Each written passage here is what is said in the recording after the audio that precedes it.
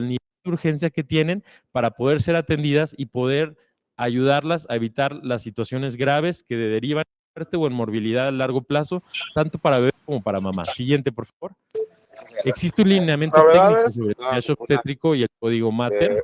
Tiene ya años y es muy claro en cuanto a las especificaciones que nos indica, y a pesar de que las instituciones públicas de salud como las Cruces Verdes no tengan un servicio de obstetricia, no los exime de conocerlo y practicarlo. Es por eso que los invitamos a usar el lenguaje que este documento manda o marca, y bueno, se los vamos a explicar un poquito más a detalle durante la clase. Siguiente, por favor. Algunos datos importantes. Este documento es de observancia obligatoria en todas las instituciones de salud. Se tiene que aplicar las 24 horas del día, los 7 días de la semana y los 365 días del año. Y el equipo que integra a este comité o este equipo de respuesta inmediata es multidisciplinario. Ya es bien sabido los grupos de WhatsApp que tenemos con las diferentes cruces verdes en nuestra ciudad, que nos ayudan a derivar las pacientes que tienen una emergencia obstétrica al Hospitalito de Zapopan. El equipo multidisciplinario incluye a aquellos paramédicos que nos traen a la paciente o aquellos médicos de las otras especialidades que en las cruces verdes atienden a la paciente antes de que nos a nosotros. Obviamente ya saben que no se rechaza ninguna paciente obstétrica en el Hospitalito de Zapopan, y bueno, el punto es que sepamos clasificar mejor la urgencia, de cuáles sí son código Mater y en qué momento vamos a activar este código Mater para poder hacer frente a esa urgencia. Siguiente, por favor. ¿Cómo se define el código Mater?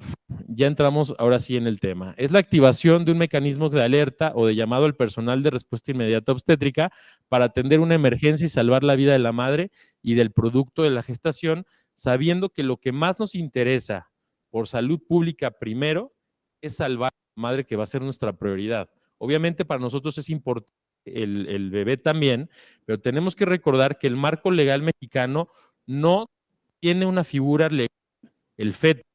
Toda protección que recibe el feto es secundaria al marco robusto legal que tiene la madre. Entonces, todo va encaminado primero a salvaguardar a la madre para a su vez tratar de ayudar a su feto. Siguiente, por favor. ¿Y qué significa o qué es el equipo de respuesta inmediata obstétrica? Es el conjunto de profesionales expertos en la detección, control y tratamiento inmediato e integral de las emergencias obstétricas. ¿Y quiénes lo conforman? Siguiente, por favor. Primero, antes de eso, es importante qué características tiene el código Mater. Es simple, confiable, fácil de recordar, puede llegar a todos los espacios físicos de la unidad. Como nosotros no somos una unidad única y tenemos unidades que serían nuestros satélites para este tipo de pacientes, que serían las cruces verdes, tenemos que entender que deben estar enteradas también. El sistema fácil y confiable, pues son los grupos de WhatsApp, de directivos como de operativos que tenemos, donde se nos dice que la paciente va a llegar a nuestro servicio, nos preparamos para su llegada y actuamos en cuanto esta paciente llega. No debe propiciar errores del llamado, que es algo que sí hemos detectado mucho y el doctor Berber nos ha insistido en que tenemos que tratar de evitarlo, y es que el código Mater se activa una vez que la paciente llega al hospitalito. Antes de la llegada de la paciente al hospitalito podemos hablar de gravedad de la paciente, pero no podemos hablar de una activación de un código Mater, porque a nivel institucional o a nivel de lineamientos técnicos, el código Mater tiene que activar el obstetra que recibe la paciente en nuestro hospital de segundo nivel. Y debe funcionar en todos los turnos. Como saben, los grupos de WhatsApp, el radio que tenemos en el servicio de urgencias funciona a las 24 horas y pues simplemente nos avisan que la paciente va a llegar, no es como que la aceptemos o no, sabemos que la tenemos que recibir y nuestro trabajo es prepararnos para su llegada. Siguiente, por favor. ¿Y cuál es nuestro objetivo? Contar con un sistema de llamado de alerta simple y estandarizado, continuo y único ante una emergencia obstétrica. En esto el doctor Berber hizo un trabajo muy importante en los años pasados y fue gracias a una red social, en este caso WhatsApp, que pudimos hacer un servicio que la verdad es que ha funcionado muy efectivamente. Generalmente no tenemos fallas, todavía podemos tener algún problema con un cierto equipo de respuesta, pero en general el sistema funciona rápido. Ahorita lo vamos a hacer patente en un ejemplo. Siguiente, por favor. ¿Y quién lo tiene que aplicar? toda unidad médica de segundo y tercer nivel del sector salud en la que se brinda atención obstétrica. Por eso les decimos que a pesar de que la paciente sea captada en un hospital o en una Cruz Verde, que no tenga un servicio de obstetricia, el código Mater se activa hasta la llegada acá, ¿sale? Se nos avisa que la paciente llega, pero somos nosotros los obstetras quienes definimos si entra o no en el código. Siguiente, por favor. ¿Qué recursos deberíamos contar un equipo de voceo y alerta sonora o luminosa? Pues el hace todo, ¿no? Vocea, hace ruido y también tiene lucecitas, ¿no? Lo hacemos todo después de eso. Esa es una modificación personal del doctor Berber que funcionó. La verdad es que nuestro teléfono personal se vuelve una herramienta muy importante para el trabajo dentro del hospital. Por eso hemos tratado de exigir a las autoridades que nos tengan internet en todas las zonas del hospital, cosa que nos han respondido de manera adecuada. Y eso nos permite, a pesar de las limitaciones físicas que tienen nuestros hospitales, poder atender de adecuada manera estas urgencias. Siguiente, por favor. Cada unidad establecerá su propio protocolo y es donde el doctor Berber se aprovechó para poder hacer las modificaciones que permitieron que el WhatsApp nos sirviera. Tanto así que yo, que soy encargado de un turno en el civil, migré el sistema del hospitalito, me lo llevé allá y estoy teniendo los resultados muy parecidos a los que tenemos acá. Eso es una adecuación que funcionó y se puede reproducir en otras instituciones. Siguiente, por favor. ¿Quién es responsable de la activación? Cualquier médica o médico, enfermera o enfermero que detecte datos de alarma en una paciente obstétrica en el hospital de segundo nivel. Lo tenemos que recordar. En nuestro hospital, quienes activan el código Mater, gracias al personal becario que tenemos, generalmente son los residentes por indicación de un médico adscrito y da seguimiento. Todos los diferentes adscritos involucran la atención obstétrica, trabajadoras sociales, equipo de enfermería, otras especialidades, directivos, y todos entran en el sistema cuando este se activa. Siguiente, por favor. Y esto es muy importante para nosotros. Y este posiblemente es la diapositiva que más les voy a insistir en que compartan. Voy a poner a disposición del doctor Berber nuevamente la clase para que la haga llegar a las unidades de atención médica fuera del hospitalito y que puedan tener esto siempre presente, cuáles son los datos de urgencia que nos meterían a una paciente en un código Mater. A mí también a veces se me van. Acabo de tener un caso, les comentaba con anterioridad, de una paciente que después del nacimiento de su bebé en la cesárea empezó con una bradicardia a 45 latidos por minuto. Parecía que la paciente tenía un bloqueo, parecía no tener repercusión hemodinámica. Sin embargo, el jefe de la terapia obstétrica del nuevo me regañó porque me dijo: si está bajo de 45, tienes que activar de todos modos el código Mater, porque un equipo multidisciplinario, en este caso sería medicina interna o cardiología, debería valorar a tu paciente para ver que no tenga otra cosa de seriedad y no pueda complicarse y ver si necesita terapia o no. Entonces les invito a tratar de aprenderse estos lineamientos, estos signos y síntomas que podrían hacer que nuestra paciente entre en el código Mater. Siguiente, por favor. Y bueno, en el caso de Mater no funciona tanto el sistema de triage porque en cuanto lo identificamos, pasa directamente, no se hace una espera de ningún tiempo y es una absoluta urgencia atender a este tipo de pacientes. Siguiente, por favor. Siguiente. Y esto es importante y es lo que les comenté en diapositivas pasadas.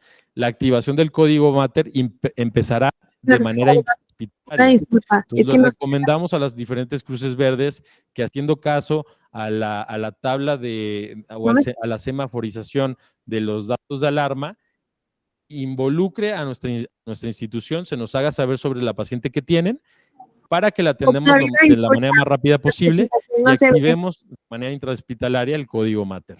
Siguiente, por favor. ¿Quiénes participan? Esto es muy importante también. Participa el personal adscrito dentro del hospital de las áreas de obstetricia, anestesiología, pediatría y enfermería, y en algunos casos también se involucran medicina interna, cirugía general o los servicios que la paciente vaya necesitando. No es el mismo código Mater un paciente que llega convulsionando por una preeclampsia con datos de severidad a una paciente que tuvo un accidente y tiene un traumatismo cráneoencefálico. El equipo multidisciplinario que se tiene que conformar es diferente, pero en todos los casos debe ser de actuación inmediata. Siguiente, por favor. Y estos son los integrantes básicos, ahora sí, del equipo de Código Mater. Serán subdirector médico o asistente de dirección. Ellos se encuentran en los grupos de Código Mater de nuestra institución y generalmente son los que nos ayudan a facilitar los trámites administrativos y así como presionar a las áreas que no estén respondiendo a la velocidad que nosotros necesitamos.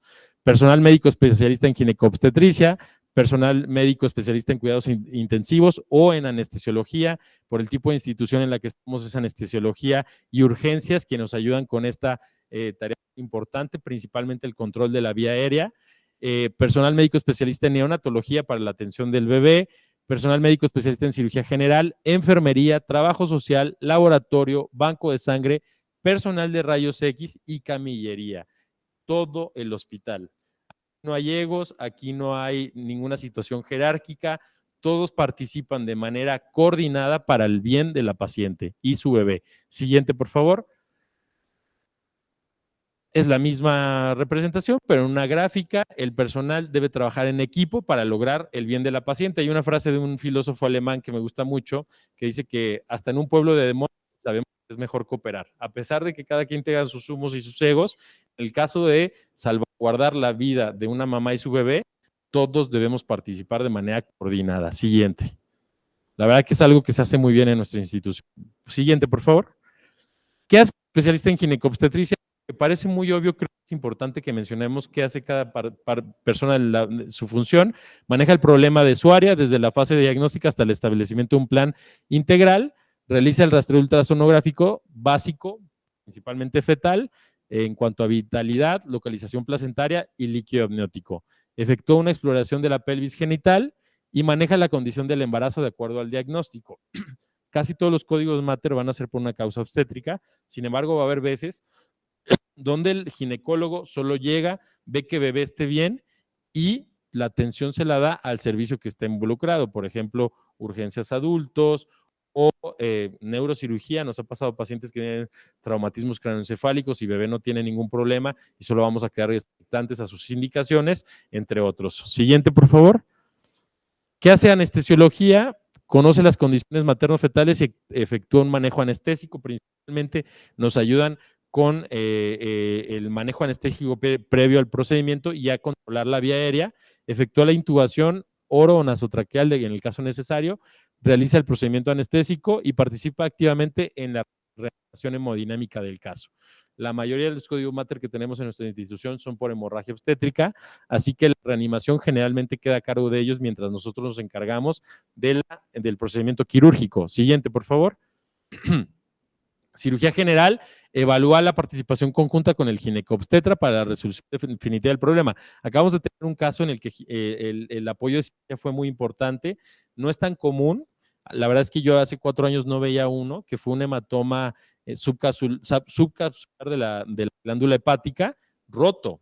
La paciente llega a urgencias con una preeclampsia con datos de severidad, la pasan inmediatamente a quirófano, empiezan la cesárea, había un hemoperitoneo y la causa del hemoperitoneo no era obstétrica, o por lo menos directamente no era obstétrica. Terminan de hacer la cesárea, en el cierre del útero, revisan o exploran la cavidad abdominal y los cirujanos, en este caso ginecobstetras, se dan cuenta que el hígado tenía un hematoma. Llaman al cirujano que llega y contiene el hematoma, pone unas compresas para su empaquetamiento y la mandamos a la paciente al civil para continuar su atención en un servicio de terapia. La paciente sobrevivió a una de las patologías más mortales que tiene la obstetricia. Entonces, creo que la actuación del equipo multidisciplinario que se conformó en ese momento fue muy buena. La paciente sale de quirófano estable, va al servicio de urgencias adultos en nuestro hospital. En urgencias adultos pasamos paquetes globulares, ponemos aminas y así nos la llevamos al nuevo para continuar su atención. Entonces, siempre el equipo multidisciplinario es la base para que esto funcione. Siguiente, por favor. Esto es muy importante también. A las enfermeras o enfermeros hay que darles un puesto muy específico y necesitamos más de una o uno. Tenemos enfermera de brazo izquierdo. Esta va a tomar y valorar signos vitales, presión arterial, temperatura, frecuencia cardíaca, respiratoria y oximetría. Da asistencia para la intubación al anestesiólogo o al médico internista o urgenciólogo. efectúa aspiración de secreciones, efectúa fijación de la cánula endotraqueal, instala invasivos, sonda Foley y nasogástrica en nuestro hospital. Recordemos que tenemos también internos y hacen una función muy importante. Los internos son parte del motor de una institución como la que tenemos. No los hacemos de menos, aunque no aparecen en el documento, pero ahí comparten las funciones, estas funciones y también funciones administrativas muy importantes en estos casos. Otorga asistencia a la instalación de un catéter venoso central, coloca cánula nasal o mascarilla facial y forma parte del equipo para la entrega de la paciente al servicio correspondiente. Siguiente, por favor. Enfermera B o de brazo derecho. Canaliza la vena o permeabiliza vasos venosos, toma muestras de laboratorio, toma glucometría capilar, realiza prueba reactiva de orina, administra medicamentos, efectúa vendaje de miembros pélvicos, da vigilancia al estado neurológico de la paciente, administra hemoderivados y coloca pantalón antichoque en algunos casos. Creo que nuestra institución no tiene el pantalón antichoque, pero tampoco es como que lo necesitemos, porque nosotros casi resolvemos más o menos el 80%, 90% de nuestros códigos Mater sin ayuda de una institución terciaria. Entonces, generalmente el pantalón antichoque es para aquella paciente que va a ser trasladada al nivel de efectivo de atención. Siguiente, por favor. Enfermera circulante, prepara medicamentos, provee material de curación, prepara soluciones y maneja el carro rojo o la caja roja. Siguiente, por favor. Y todavía hay una enfermera extra, que esta generalmente son funciones de, ¿no? Efectúa control de medicamentos, soluciones hemoderivados, realiza registros clínicos, esa es función del interno, efectúa control de tiempos y coloca, eso sí, de enfermería, la pulsera de identificación. Siguiente, por favor. Existe en el lineamiento técnico una recomendación de formato Parerío, algo que todavía no se establece en nuestra institución. Realmente casi toda la información que tenemos queda sentada en lo digital, pero a lo mejor como dato de buena recomendación para el futuro es que todas las autoridades terminen firmando cada hoja de RIO para que nosotros tengamos más control y registro de estos casos. Siguiente, por favor. Y esto también es muy importante, deberíamos estar vigilando qué tan bien está funcionando nuestro sistema. Generalmente hacemos una retroalimentación de cada caso para los tiempos de respuesta y en nuestro hospital por lo menos los tiempos de respuesta de los servicios involucrados siempre son menores a los 5 minutos. Tenemos un excelente equipo de respuesta en este sentido.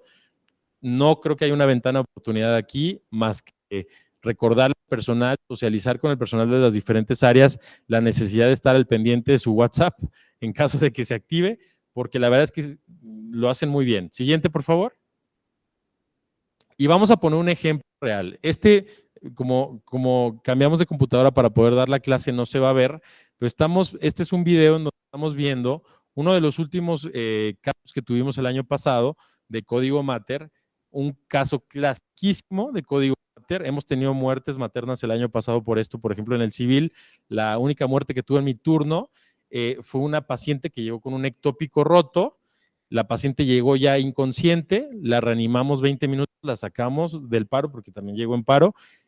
La operamos, pero la paciente desgraciadamente por su condición de choque falleció en las siguientes horas. En el hospitalito, esta paciente llegó también en una condición de choque por un ectópico, fue atendida de manera muy, muy rápida. Si me das la siguiente, por favor.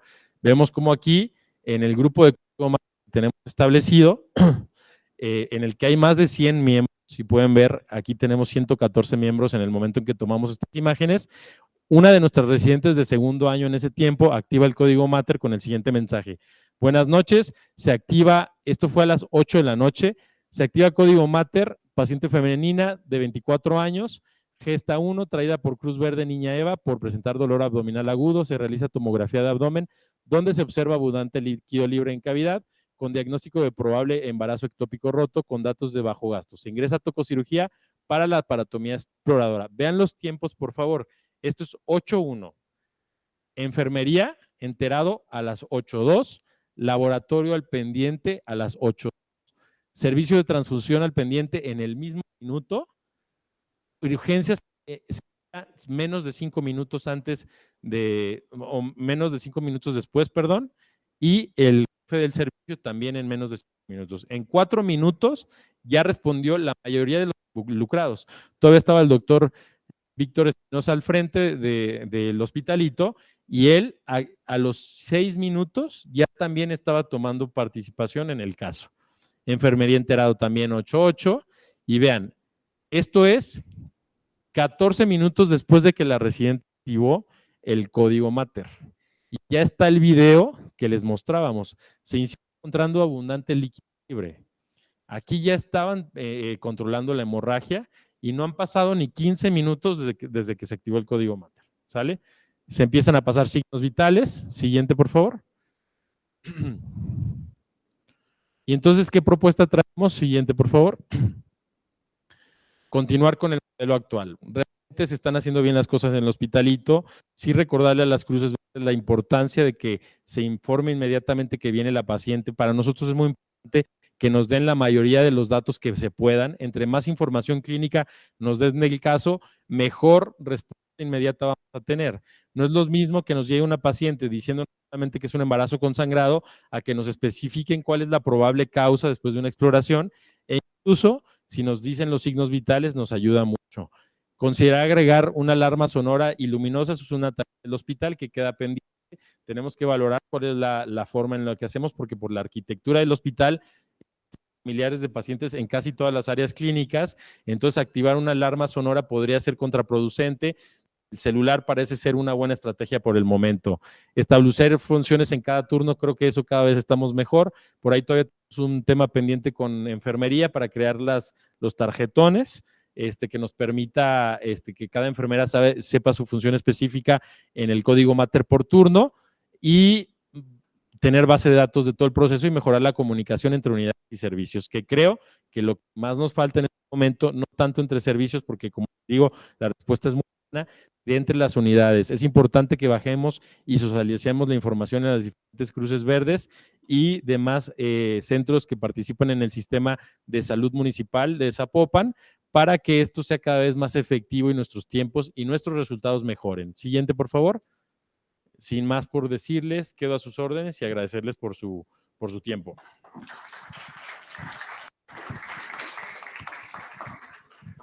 Gracias, doctor. Vamos a continuar con el segundo tema, que es hemorragias obstétricas, impartido por el residente de tercer año, Ignacio Becerra Gutiérrez.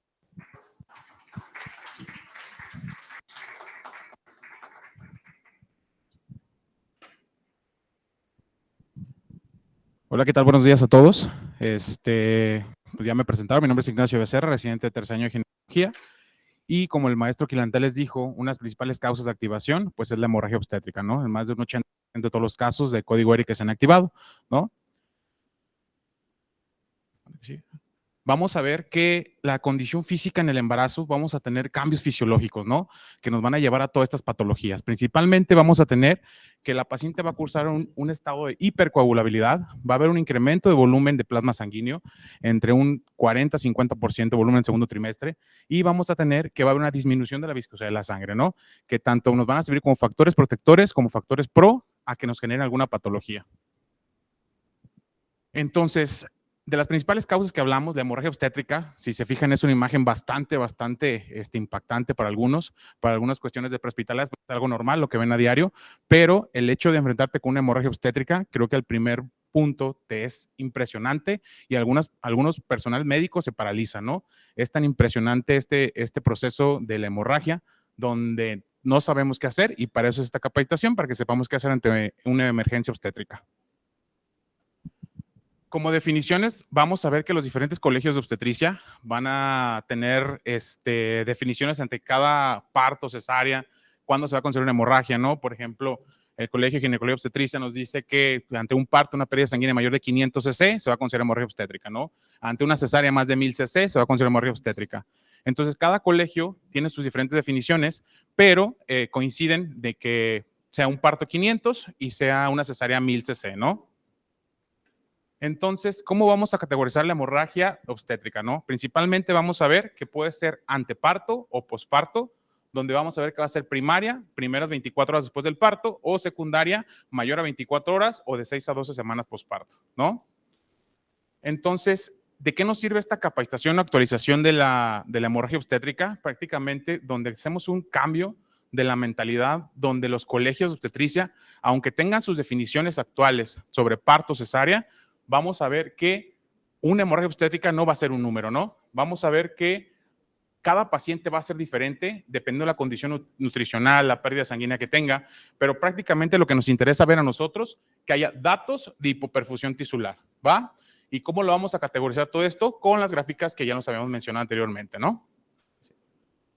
Vamos a ver que la hemorragia como tal es un proceso dinámico, ¿no? Entonces las posibles causas son múltiples etiologías donde vamos a tener una hemorragia obstétrica. Aquí obviamente vamos a hablar nada más de lo que es una hemorragia obstétrica en general, no nos vamos a meter de lleno en cada patología, pero que se les quede muy bien claro que la hemorragia obstétrica es un proceso dinámico, ¿va? Anteriormente, la literatura te marcaba, una paciente de parto, las 4 causas de hemorragia, ¿no? Teníamos que era tejido, trauma, tono, trombina, donde tono era el 80% de las causas aparentes de lo que era el sangrado, ¿no?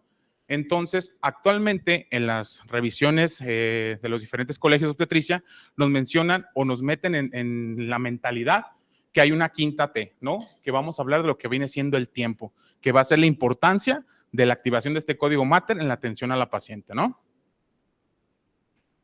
En nuestro marco legal o la cuestión de las guías de actualización de la guía práctica clínica, hubo una actualización en el 2021 donde nos hicieron varias observaciones o varias actualizaciones sobre el manejo de hemorragia obstétrica, ¿no? Donde vamos a ver que cada una se va a ir analizando en cada paciente. Entonces, ¿qué es importante en cada atención prehospitalaria? Que conozcamos el manejo farmacológico. Sé que va a ser difícil que alguna ambulancia tenga oxitocina, ¿no? Por la cuestión de la red fría, ¿no? Pero hay medicamentos que no necesitan tener una red fría, como lo que es el misoprostol, lo que es la ergonovina, que pacientes se pueden utilizar en el momento de una hemorragia obstétrica, que ahorita vamos a ver cada indicación, ¿no?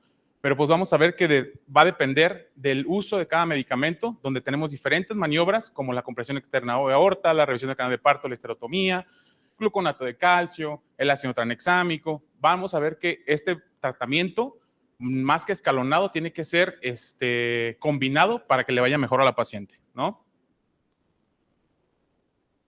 ¿Qué actualización nos dio la guía de práctica clínica de 2021? Prácticamente todas las pacientes antes era de que si tiene bajo de 8 de hemoglobina, transfúndele un paquete. En la nueva actualización que nos dio la guía de práctica clínica del 2021, nos dice que si la paciente tiene hemoglobina debajo de 7 gramos por decilitro, es candidata para pasar un paquete globular, ¿no? Entonces, más que nada, que todas las pacientes no son para transfundir, trae 7.5, pero si no trae datos de hipoperfusión tisular, nos podemos aguantar con la reanimación de paquetes globulares, ¿va? Otra de las actualizaciones que nos da es sobre el uso de transfusiones de plaquetas. Nos dice que las pacientes que tengan menos de 10,000 plaquetas y que no sean quirúrgicas, pues no es necesario transfundir plaquetas, ¿no? Nos habla que si son menos de 50,000 en pacientes quirúrgicas con evidencia de sangrado, podemos transfundirlo, ¿no? O que tengan menos de 20,000 plaquetas en caso que queramos colocar un catéter venoso central. Vamos a ver que también otro que usan indiscriminadamente es el plasma fresco congelado. Vamos a ver que una de las principales causas que tiene nos va a reducir el nivel de fibrinógeno del paciente y obviamente nos va a agravar el sangrado, aumenta la necesidad de transfusión de glóbulos rojos y va a sobrecargar el volumen circulante de cada paciente, ¿no? Y obviamente va a incrementar el riesgo de entrar a una terapia de cuidados intensivos. ¿Cuándo va a haber la indicación? Pues prácticamente cuando tengamos alargamientos del tiempo de coagulación, principalmente el TP, y se va a asociar a intervenciones adicionales para controlar el sangrado. Es decir, que nos va a complicar más el manejo, más que nos va a ayudar en la transfusión de plasma fresco congelado. De las recomendaciones importantes que nos da esta guía de práctica clínica, nos dice que tenemos que administrar prácticamente fibrinógeno, que es un medicamento que a lo mejor no lo van a tener ustedes en las Cruz Verdes, pero aquí en el hospital estamos haciendo lo posible por tenerlo, pero nos dice que es una herramienta muy importante antes de pasar el plasma fresco congelado en hemorragias posparto, ¿no? ¿Sí? Digamos que el manejo de este tipo de transfusiones de plasma fresco congelado, vamos a ver que son pacientes que son de un alineamiento muy estrecho. Pacientes que tengan deficiencia de factores de coagulación, que tengan TP prolongado, que tengan un TPT mayor a 1.5 veces su valor normal. Obviamente que tengan pruebas de alteraciones de viscoelásticas, que no las tenemos aquí, pero en un tercer nivel se maneja, ¿no? En cuestiones de la dosis de fibrinógeno, la guía de práctica clínica nos recomienda que iniciamos una dosis inicial de 25 a 50 miligramos por kilogramo de peso concentrado, y el cual nos va a ayudar a alcanzar un umbral de fibrinógeno en plasma, ¿no? Entonces, esta es la dosis que nos recomiendan en cuestión de fibrinógeno en cada paciente, porque no en todas las unidades tenemos el valor o un valor sérico de fibrinógeno, ¿no?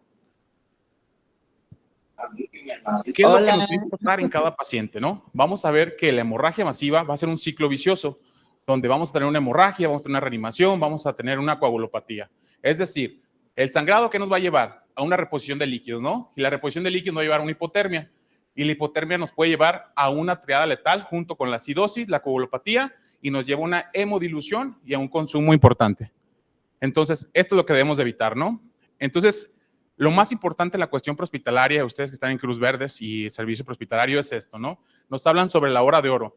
Y es importante recalcarles sobre la mortalidad o la sobrevida que va a tener esta paciente en el tiempo de acción de nosotros. Es decir, en el tiempo cero nos dice que si nosotros atendemos dentro de los primeros 20 minutos a esa paciente, puede tener una sobrevida del 60 al 100%. Y es decir, si se atrasa la atención en más de 60 minutos en una paciente con una hemorragia posparto, nos da menos del 10% de supervivencia en el tratamiento de esa paciente, ¿no?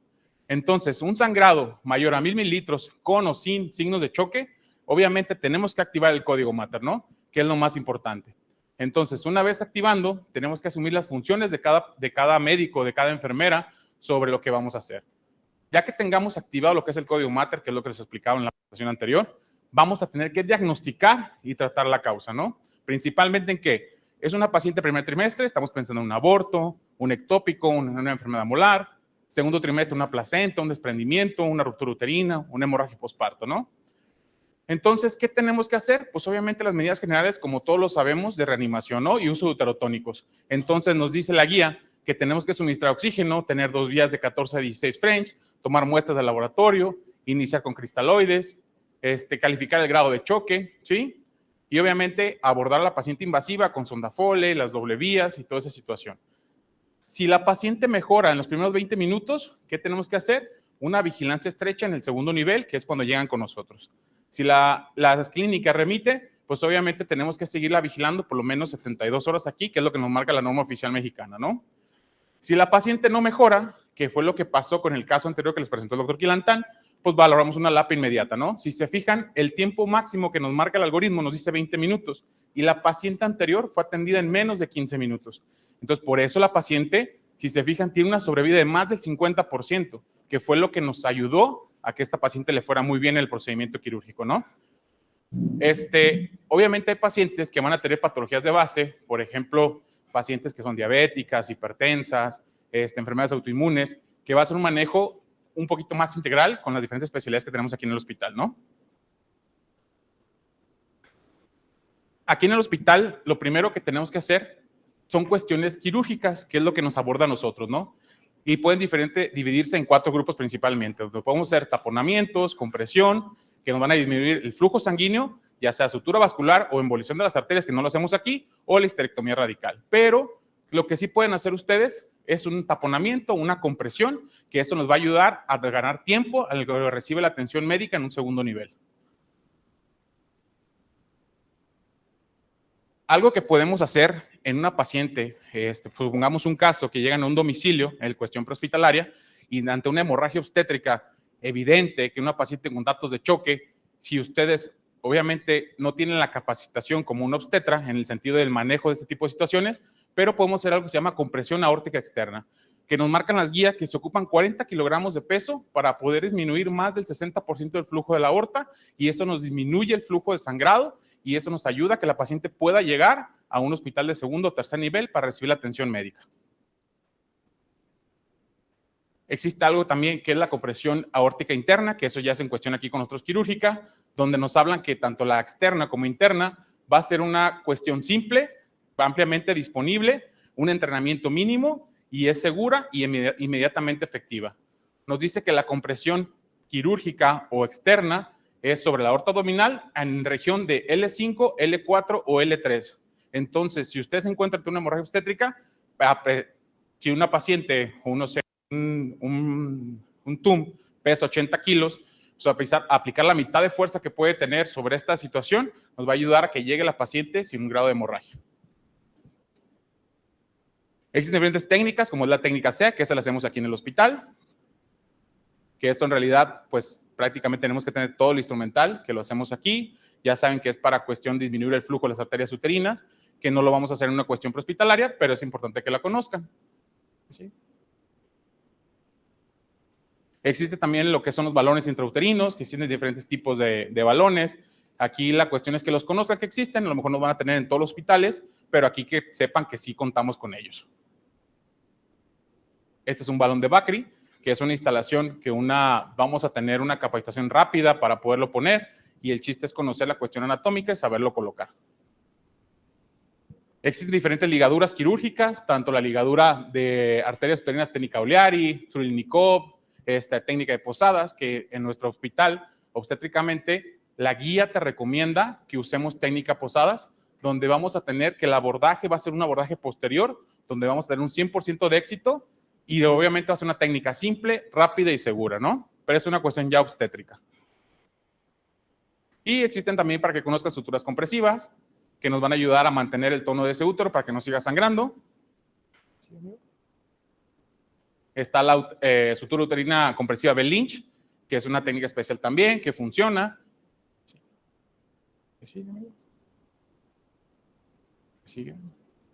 Esta otra técnica es Hyman también, que es importante que la conozcan en cuestión obstétrica para que sepan que podemos hacerla. Está la Hocho, que nos ayuda a hacer cuando tenemos atonías parciales del útero. Y una sutura compresiva de Nelson, que va combinada con un balón intrauterino, que también ya está en desuso por la cuestión del riesgo de perforación de este útero, que se quede fijado al útero. Y una de las más novedosas o más recientes que estamos haciendo aquí en el hospital es la técnica Tobar Montiel, hecha por un mexicano de Monterrey, que nos va a ayudar bastante. Y toda esta plática resumida de hemorragia obstétrica prácticamente los llevo a que se lleven esta diapositiva, en el sentido de que si ustedes como prehospitalario les toca atender un parto, nos menciona que el manejo activo del tercer periodo de trabajo de parto nos va a disminuir más del 60% de hemorragias posparto. ¿Y en qué se va a dividir esto? En cosas bien sencillas. Pinzamiento tardío del cordón umbilical, uso de uterotónicos o oxitocina y la tracción controlada del cordón umbilical y masaje uterino. Esto va destinado a que nos han llegado pacientes que a lo mejor no van a tener ustedes oxitocina, pero pueden tener otras herramientas que pueden ver esas unidades, como lo que es la ergonomina, miso, en caso de que tengan una hemorragia obstétrica, ¿no? Les vamos a dejar estos algoritmos en la presentación, o se los mandamos fijados, donde nos habla qué es lo que tenemos que hacer cuando tengamos una mujer con sangrado vaginal. Primero, pues obviamente, determinar la causa de sangrado, ¿no? La estimación del sangrado, ver los signos vitales de la paciente, lo que es la presión arterial, frecuencia cardíaca, llenado capilar, el estado neurológico de la paciente y obviamente lo que es el índice de choque, ¿no? Vamos a ver si la paciente está embarazada, está dentro del trabajo de parto o está en puerperio, ¿no? ¿Qué vamos a ver? Si la paciente tiene datos sugestivos de choque. Si está en embarazo, pues vamos a ver...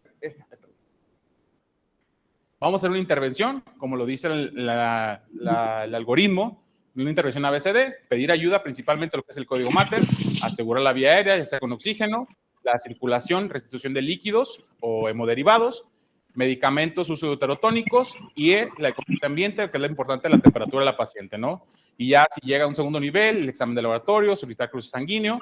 Y obviamente, si la unidad no cuenta con recursos materiales, banco de sangre, pues podemos aplicar lo que la técnica sea y enviar una unidad de capacidad resolutiva, es decir, un hospital de segundo nivel, tercer nivel, cuando estamos en una unidad de primer nivel, ¿no? Si vemos que la hemorragia obstétrica no está compensada, la vamos a clasificar al estado de choque, ya sea leve, moderado o grave, y vamos a pasar otro nuevo algoritmo que nos marca la guía, ¿no? Cuando tenemos una cuestión de puerperio, nos dice que si da los signos de alarma o sugestivos de choque, vamos a hacer el mismo algoritmo, ¿no? Si la paciente está en parto, en puerperio, pero no trae datos de choque, ¿qué vamos a hacer nosotros como primer contacto? Pues obviamente la reposición de líquidos, identificar la causa de hemorragia. Vemos si hay atonía, retención de tejidos, si es trauma, deficiencia de trombina, y pues obviamente hacemos uso de uterotónico, la revisión de cavidad, la reparación de desgarros, si vamos a o no poner plasma, pero prácticamente que aunque identifiquen que la paciente no está descompensada y la manden a tiempo a la unidad de segundo nivel, va a ser más que suficiente, ¿no?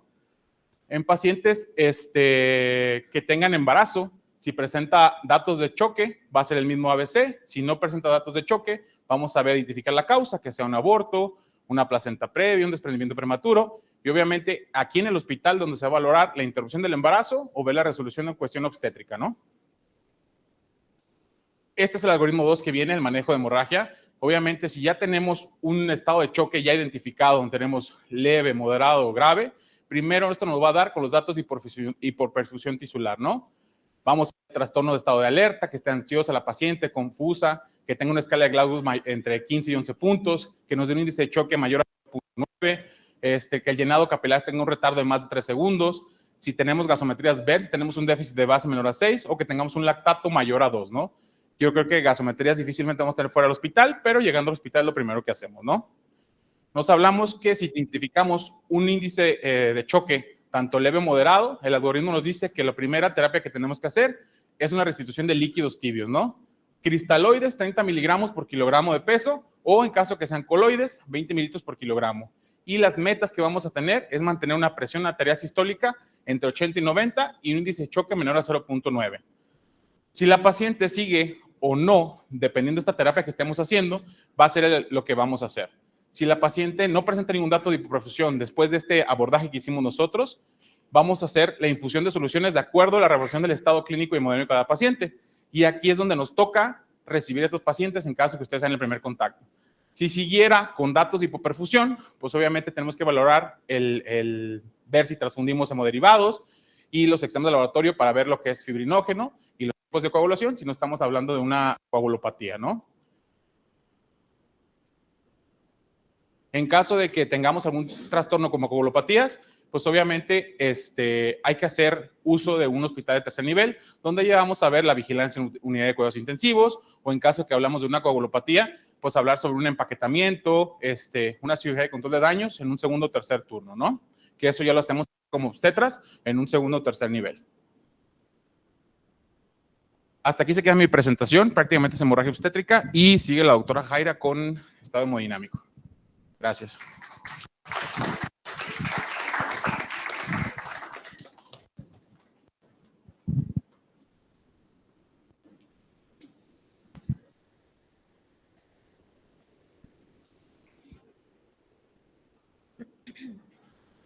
Hola, buenos días. Bueno, ya me presentaron, soy Yajaira, soy residente de tercer año de la especialidad Medicina de Urgencias de aquí de Hospitalito. Bueno, yo les voy a dar la parte de choque hipovolémico secundario a hemorragia obstétrica, que realmente, bueno, la implementación de este código, pues es evitar este tipo de complicaciones. Siguiente.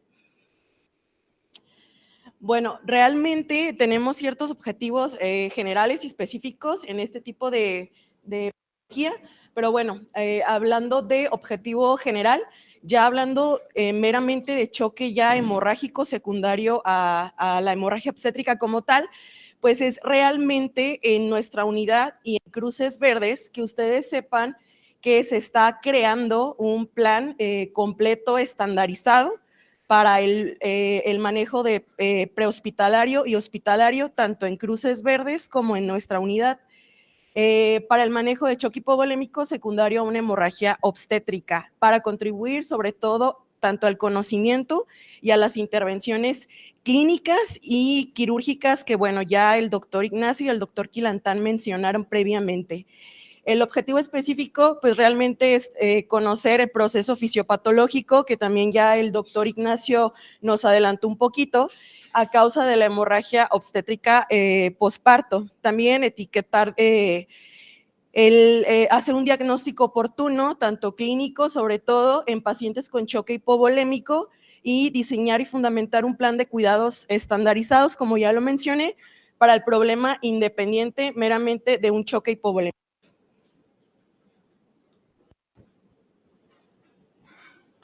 Definiciones Las definiciones realmente ya las mencionamos previamente, únicamente para recapitular.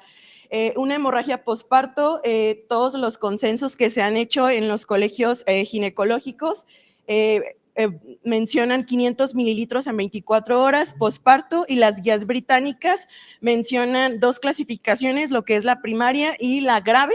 La primaria es una pérdida estimada entre 500 a 1000 mililitros sin signos de choque. ¿Alguien recuerda cuáles son los signos de choque? Porque los hemos estado mencionando, pero realmente no sabemos si los sabemos identificar o cuáles son las ventanas que tenemos que estar vigilando. Ajá, pacientes con taquicardia, hipotensión, ajá. Pacientes con ¿Algún alteración otro? del estado mental. Alteración del estado de alerta y disminución de la uresis, ¿sale? Son las 4 principales ventanas de choque que nosotros tenemos que identificar de manera inmediata. Ya una paciente grave es una pérdida estimada de más de 2000 mililitros o de 1000 a 2000 mililitros sin signos de choque. Y bueno, estos son los diferentes consensos que se han hecho de acuerdo a los colegios americanos de obstetras, sociedades de obstetricia francesas, y en el 2016 la única variante que hubo fue que la pérdida se subclasificó en leve, moderada y grave. Ya la grave con una pérdida más de 2000 mililitros. Y bueno, en el 2017 se creó este programa que se llama Revitaliz. Es un programa muy interesante, sobre todo para la ayuda del cuidado de la mujer, en donde prácticamente se hizo un consenso y una definición única sobre la pérdida intraparto o posterior al parto o a la cesárea, independientemente de la vía de finalización, como ya lo mencioné previamente. Datos epidemiológicos. Yo les voy a mencionar algunos a nivel mundial y los últimos en el 2025, que son los últimos reportados según las guías epidemiológicas, ¿sale? A nivel mundial, la hemorragia posparto sigue siendo la principal causa de muerte. Representa aproximadamente el 27% de las muertes maternas a nivel mundial. El 90% de las muertes maternas son meramente por hemorragia posparto y son evitables. Por eso la importancia de estar en constante capacitación y sobre todo que se sepa detectar a tiempo este tipo de pacientes y pues darles el manejo oportuno, tanto clínico como quirúrgico. Y ocurre en el 5% de todos los nacimientos y ocasiona aproximadamente 140,000 muertes al año, que equivale a una muerte cada 4 minutos. A nivel nacional, la razón de mortalidad materna calculada es del 46.6 defunciones por cada 100,000 nacimientos. El grupo de edad con mayor riesgo en mujeres es de 30 a 34 años y la mayoría de las muertes se dan dentro de las primeras 4 horas posparto. Hablando únicamente para mencionar la comparativa del 2023, 2024 y 2025, en la primera semana de enero 2024 se registraron 8 defunciones, a diferencia del 2023 que se registraron 7 defunciones. ¿Qué quiere decir? Hubo un cambio, un aumento en la defunción del 15.5% con respecto al 2023. Ahora, si lo comparamos con el 2025, bueno, esto ya lo comentó el doctor Quinaltar. Las principales causas de muerte de defunción son la enfermedad hipertensiva, con un 15.4%, y en segundo, la hemorragia obstétrica en un 11.5%. ¿Qué crees que me Y bueno, ¿cuál es la situación actual? Jalisco, desgraciadamente, sigue estando en los 3 primeros lugares de muerte materna. Si se fijan, ya los últimos casos reportados en el 2025, lo que llevamos de este año, se han reportado 175 defunciones, únicamente de lo que va de este año. Y bueno, ya únicamente para recapitular, ¿cuáles son las causas? Son las 5 T's. Las primeras, bueno, únicamente por mencionar algunas, las de tono, que son las anomalías de contracción uterina, son sobre distensión del útero, infecciones intraamnióticas, la distorsión funcional anatómica del útero, por ejemplo, partos prolongados, fibromas, placentas previas o el uso de relajantes uterinos como el sulfato de magnesio. La siguiente. Tejido, productos únicamente, bueno, retenidos de la concepción, el cotiledón retenido, trauma, que es otra, Tercera T, las lesiones del tracto genital, por ejemplo, las laceraciones del cuello uterino, hematomas vaginales o ruptura uterina, únicamente por mencionar algunas. La trombina, meramente son anomalías de la coagulación, estados preexistentes, ya pacientes que se conozcan con enfermedad de Böll-Wienerbrand, desprendimiento, algún tipo de coagulopatía o pacientes que ya hayan tenido el antecedente de hipertensión durante su embarazo. Ahora sí, el tratamiento. El uso del ácido tranexámico es, bueno, primero, ¿saben qué es el ácido tranexámico? ¿Para qué se utiliza?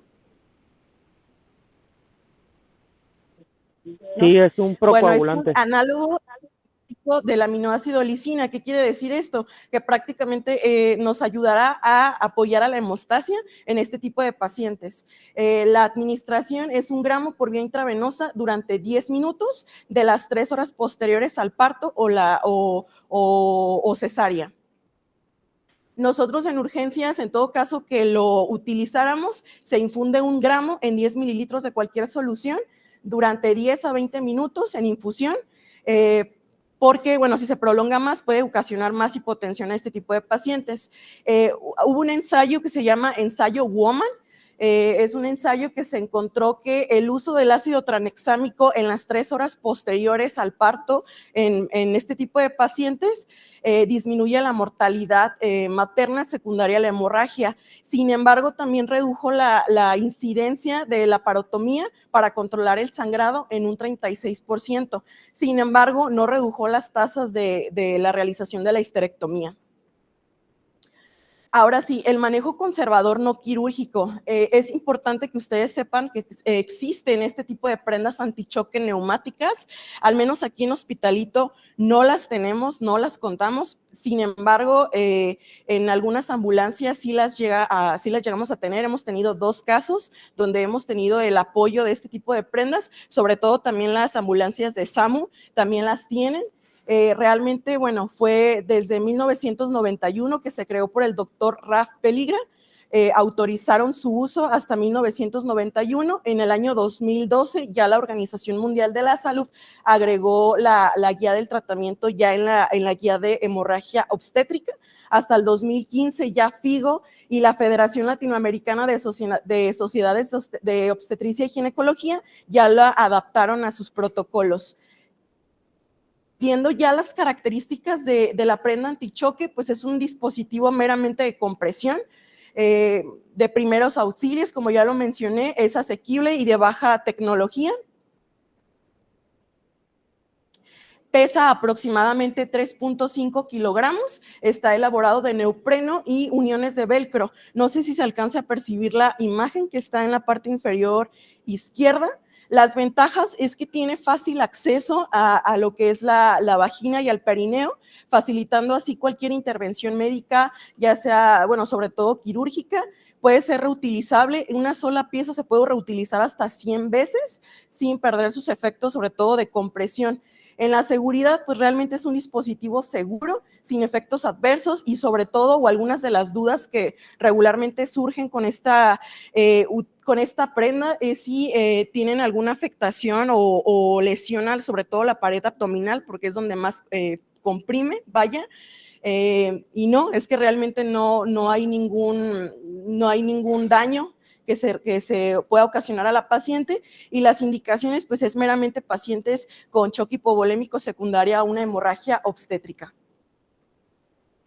Son 6 segmentos, como se muestra aquí en la imagen, pues son laterales, son independientes para tanto como tobillos, pantorrillas y muslos, y son también 3 segmentos circunferenciales, sobre todo para colocación en zona pélvica y abdominal. Es ajustable a todos los tamaños y alturas de las pacientes. Se puede utilizar desde 48 a 72 horas y únicamente pues hay que cumplir 3 requisitos: individualizar a la paciente, pacientes con pérdida de sangre menor a 50 mililitros por hora, una frecuencia cardíaca menor a 100 latidos por minuto y que tenga la presión arterial sistólica mayor a 100 milímetros de mercurio, sobre todo en las 2 primeras horas. Hay una regla que se llama regla de los 20-20, creo que esta regla se facilita sobre todo el uso de esta prenda. es que antes de pasar o al retiro entre una prenda y otro, se dejen transcurrir 20 minutos.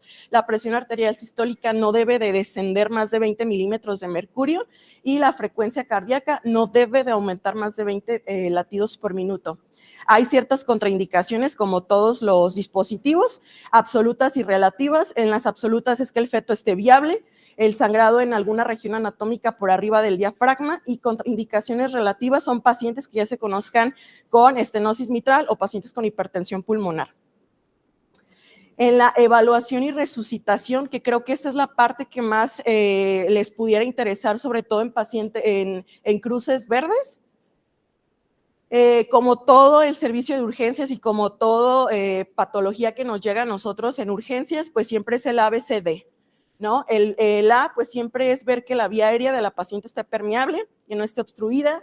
En la B de ventilación, cualquier dispositivo que nos ayude desde unas puntas nasales hasta inclusive intubación, siempre proteger vía aérea de la paciente. Y la circulación, ¿no? Aquí ya se centra en la hemoclasificación de la paciente, en la toma de muestras, pruebas de coagulación, fibrinógeno, como ya se mencionó anteriormente, y la química sanguínea, sobre todo para ver la función renal de la paciente. Líquidos endovenosos, pues siempre la reanimación de primera instancia son los líquidos, ¿no? De acuerdo a la clasificación del choque hipovolémico que esté presentando el paciente. Hay una clasificación que nosotros utilizamos en urgencias y otra que se adaptó a la ATLS. El tratamiento inicial, como ya lo mencioné, son los cristaloides para el manejo de la hipovolemia. También se ha demostrado, y para que tengan cuidado con esto, que el uso irracional de las soluciones cristaloides también pueden aumentar la mortalidad de las pacientes hasta en más de un 70%. Entonces también hay que cuidar esa parte. Los hemoderivados, transfusión de glóbulos rojos empaquetados. Nunca hay que esperarnos a que nos diga laboratorio o banco de sangre qué tipo de sangre es la paciente. ¿Vale? Siempre hay que transfundirle 2 paquetes de primera instancia o R negativo sin cruzar antes, no hay ningún problema. Siempre, si ya estamos en una clasificación de choque hipovolémico grado 3 o grado 4, que ya la reanimación no es únicamente con cristaloides, sino también con hemoderivados, siempre hay que comunicarnos con banco de sangre y que nos proporcionen los 2 paquetes eritrocitarios. La siguiente, por favor. Esta es una evaluación de la respuesta a infusión de volumen después de administrar a la paciente 500 mililitros. Sobre todo, ¿para qué? Para ver si la paciente está respondiendo a líquidos. Lo clasificamos en 3 colores, donde el color verde pues es la respuesta rápida, donde la paciente sí está respondiendo a líquidos, que su choque prácticamente ya está compensado, o al menos el gasto cardíaco ya está aumentando dentro de parámetros normales. En la respuesta transitoria, la paciente continúa con una hipotensión recurrente, a pesar de mis 500 mililitros de cristaloides ya administrados. Y pues en rojo ya es cuando la paciente no responde, a pesar de la reanimación que yo estoy haciendo con cristaloides y a pesar de mi administración de hemoderivados.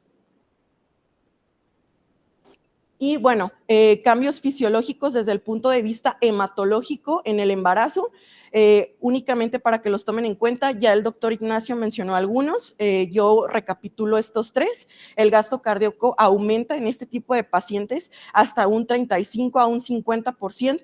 La masa de glóbulos rojos también aumenta aproximadamente en un 20%, y el aumento del volumen de sangre es de un 30 a un 60%, que esto equivale de 1.500 a 2.000 mililitros. El uso del fibrinógeno y crioprecipitados ya se les describió previamente. Aquí ya nada más algunas especificaciones ya en urgencias. El fibrinógeno es el principal factor de coagulación y se disminuye en este tipo de pacientes de manera agravante. Hay que alcanzar niveles específicos de 150 a 200 miligramos en este tipo de pacientes. Las fuentes de reposición de fibrinógeno, como ya sabemos, aquí no se cuenta con el fibrinógeno como tal. Sin embargo, es importante que sepan que existen diferentes tipos de reposición, que uno de ellos pues es el plasma fresco congelado, los crioprecipitados y los concentrados de fibrinógeno. es importante que ustedes sepan que un valor de fibrinógeno menor de 100 en este tipo de pacientes aumentan hasta un 100% la mortalidad. Entonces, pues es importante pedirlo y reponerlo. Y bueno, la dosis habitual del crioprecipitado son 10 unidades, que aproximadamente se estima que nos puede reponer hasta, normalizar hasta 100 miligramos por decilitro.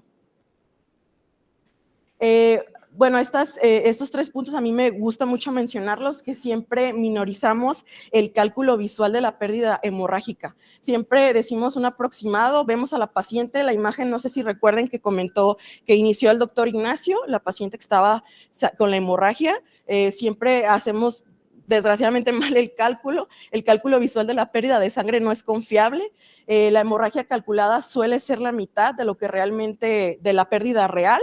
Y bueno, la hemorragia estimada es como la belleza, depende del ojo de quien la mire.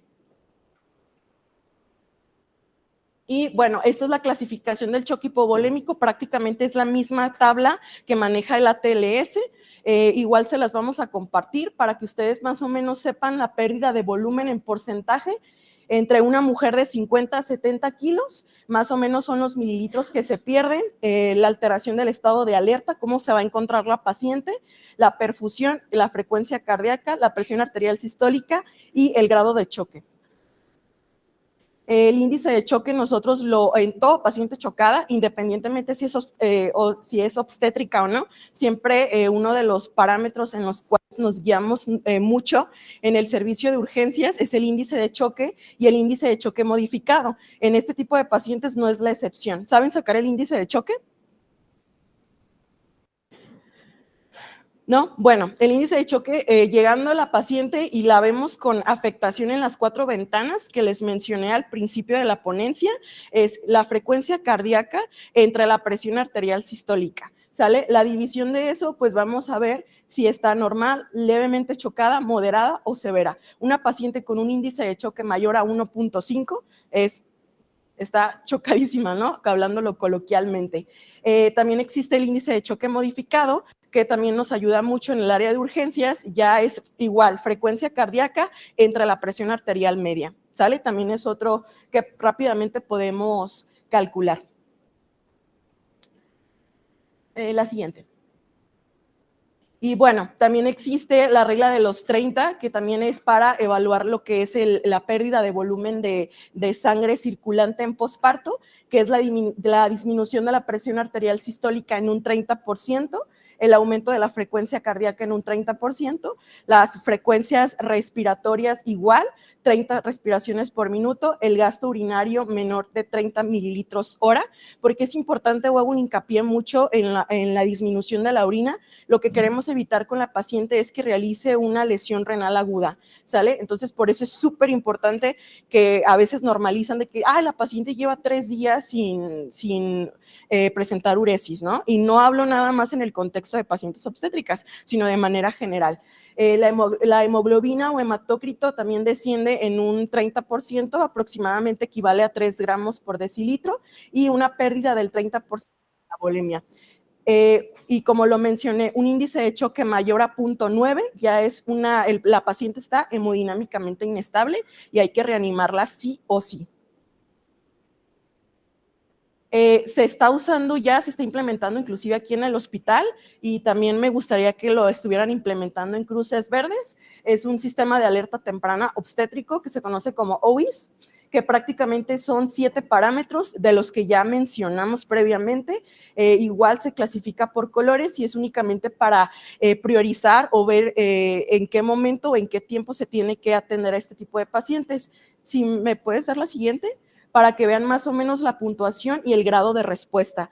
Una paciente con un puntaje de 0 prácticamente únicamente se deja en observación, mínimo, bueno, mencionan las guías de 6 a 12 horas, y ya un puntaje mayor a 6 es un riesgo alto y la atención tiene que ser de manera inmediata y evidentemente con monitorización continua, ya sea en urgencias o en una unidad de cuidados intensivos. Como todo paciente con choque hipovolémico, pues siempre hay que estar monitorizando las presiones arteriales medias. Siempre hay que estarlas manteniendo por arriba de 65 milímetros de mercurio. A pesar de eso, hay ciertas bibliografías que mencionan cierta hipotensión permisiva. En este caso mencionan de 55 a 60.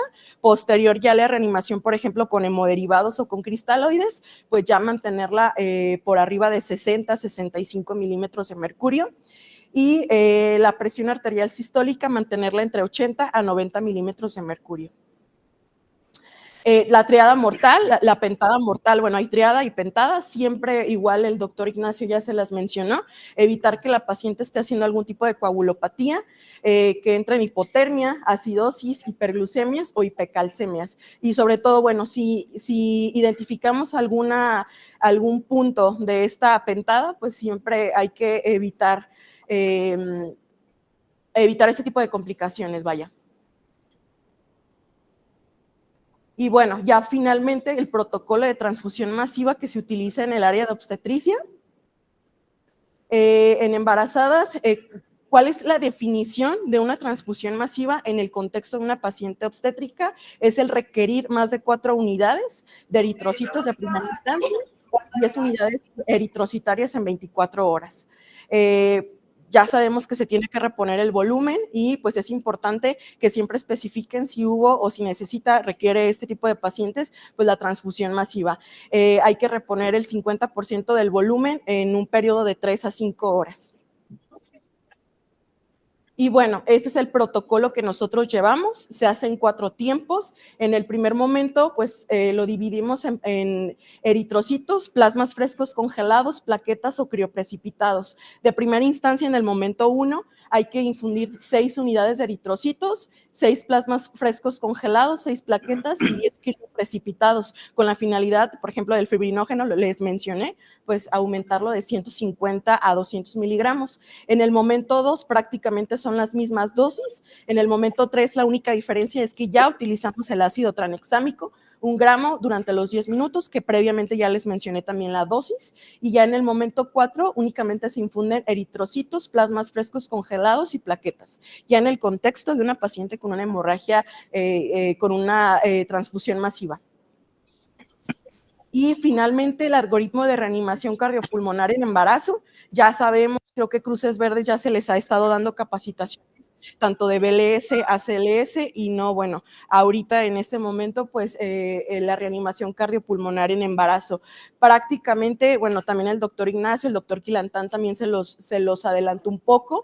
Al momento de activar código Mater, pues hay que iniciar RCP con presiones efectivas, características igual que en el ACLS y que en soporte vital básico, las mismas características. Hay que hacer lateralización uterina de 15 a 30 grados, checar el ritmo, si es desfibrilable, no desfibrilable. ¿Se acuerdan de los desfibrilables? Sí. Sin pulso, nada más. Sí, ojo con eso. Gracias. La siguiente.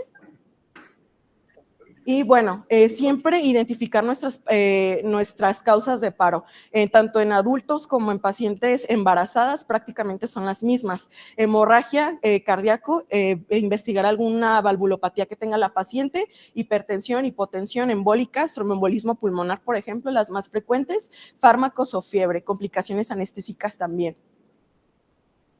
La que sigue, por favor.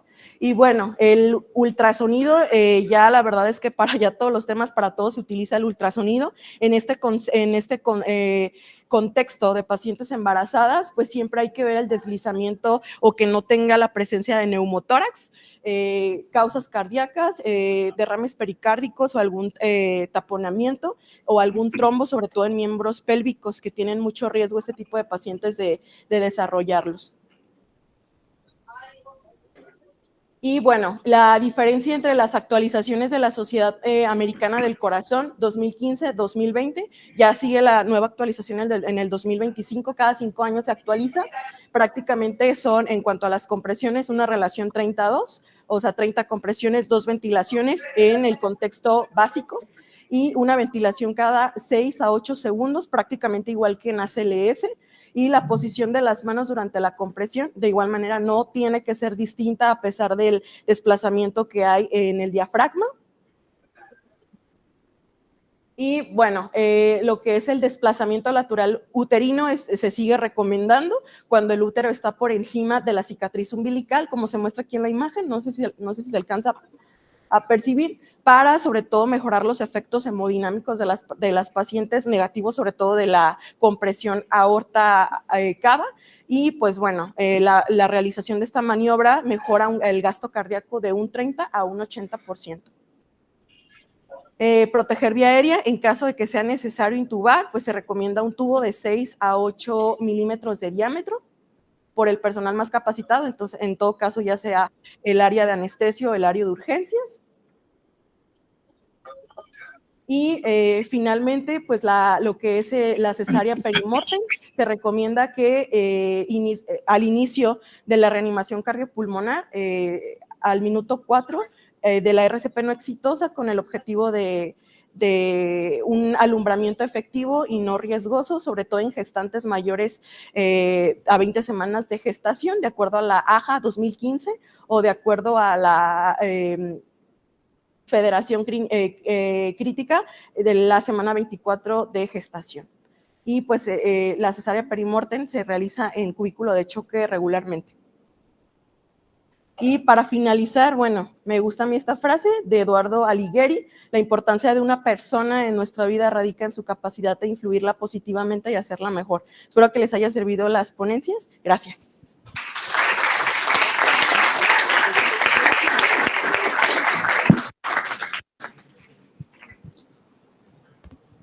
Gracias. No sé si tengan alguna pregunta para los ponentes. Tenemos un tiempo ya muy limitado por la hora, pero si tienen alguna pregunta rapidito para que les den respuesta.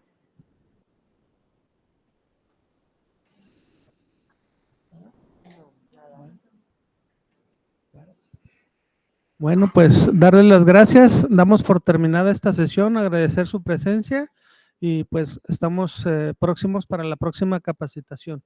Les agradezco a todos su participación. Gracias, buen día.